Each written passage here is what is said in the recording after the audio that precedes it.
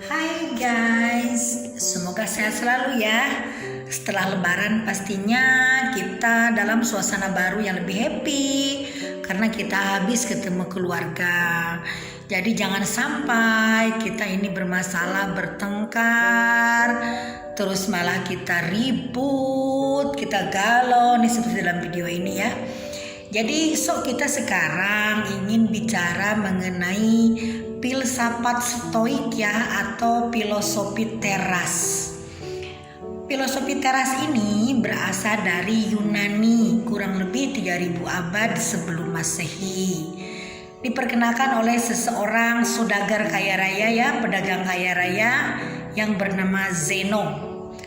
Jadi Zeno ini mengalami musibah di laut, kapalnya tenggelam beserta barang-barangnya, dan lalu dia berguru dengan seseorang di daerahnya di Yunani sampai dia menemukan sebuah teori yang namanya filsafat stoik atau filsafat teras ya kalau di Indonesia dikenalnya. Dan filsafat teras ini berlaku untuk sepanjang masa dan untuk semua orang, teman-teman. Maksudnya untuk apa? Filsafat keselarasan yaitu supaya kita selaras dengan alam semesta, selaras dengan sesama manusia, selaras dengan makhluk hidup, selaras dengan apapun termasuk dengan pikiran kita sendiri. Karena kadang-kadang pikiran kita kan diganggu dengan hal-hal yang memang kayaknya ada sesuatu yang misalkan kita punya keinginan, punya ketakutan yang berlebihan atau anxiety ya. Jadi kadang-kadang kita ketakutan tanpa beralasan sehingga menimbulkan kita stres. Jadi kita kadang-kadang mengukur diri sendiri ini dengan hal-hal yang memang tidak seharusnya kita pikirkan gitu. Padahal kehidupan ini sudah ada ukurannya, jadi sesuai dengan ukuran alam semesta. Nah, itulah hukum stoik. Jadi diciptakan untuk keselarasan hidup, teman-teman ya. Contohnya seperti apa? Contohnya misalkan begini, kita ingin pergi naik pesawat terbang, misalkan dari Jakarta ke Saudi Arabia, ke Jeddah ya. Nah, kita bisa menipiskan kemungkinan musibah itu dengan cara kita pertama melengkapi kita syarat-syarat, misalkan paspor yang sudah ditentukan, lalu kita membawa alat-alat pengaman untuk naik pesawat seperti parasut, lalu kita memilih pesawat yang memang berkualitas tinggi, lalu kita juga terbang dengan waktu yang momen yang sangat tepat, pun kita terbang dalam kesehatan yang prima. Nah, kita hanya wajib berusaha untuk hal-hal yang memungkinkan kita untuk menipiskan musibah, menipiskan resiko-resiko yang ada di lapangan kemungkinannya gitu. Padahal kan kita sendiri tidak bisa prediksi itu akan terjadi apa, toh kita kewajibannya hanya itu aja. Dan kita sebagai manusia, kita tidak perlu takut dengan hal-hal yang memang belum terjadi. Tapi kita sekarang wajibnya menyelesaikan kehidupan kita, terutama dengan sesama manusia. Jadi filsafat teras ini, filsafat stoik ini rata-rata dianut sama orang yang berkelas tinggi, para kaum aristokrat, para kaum yang bonafide kalau di Eropa ya, karena memang ini mencerminkan sikap masyarakat yang berkelas, yaitu masyarakat yang memang kehidupannya sudah sangat teratur. Jadi dia soal waktu sudah bisa mengatur diri sendiri.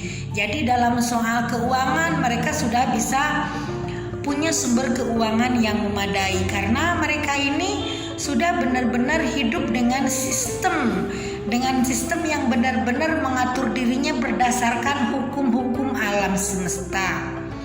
Hukum alam semesta kan banyak, teman-teman ya.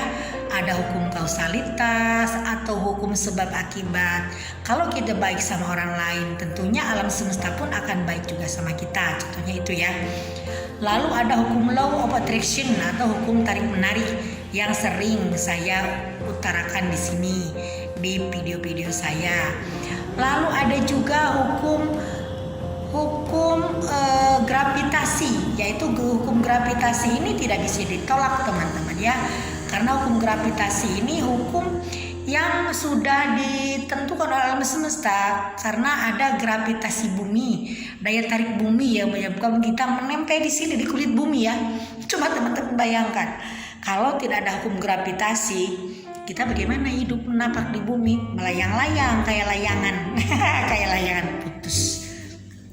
Jadi kita yang penting tunduk pada hukum-hukum alam semesta. Hukum alam semesta itu banyak sekali teman-teman ya.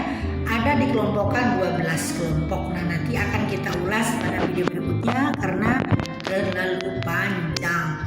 Jadi hukum stoik ini, filsafat teras ini, kita di sini menyelaraskan kehidupan kita, badan kita, raga kita dengan rohani kita, dengan ruh kita. Jadi jangan bertentangan.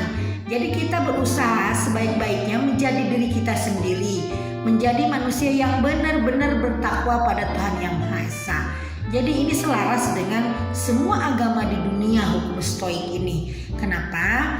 Karena ini berdasarkan dengan budi luhur, berdasarkan cinta kasih, berdasarkan kepedulian sosial, berdasarkan kasih sayang, berdasarkan sosialisasi antar manusia, antar hewan, antar tumbuhan yang selaras dengan alam semesta.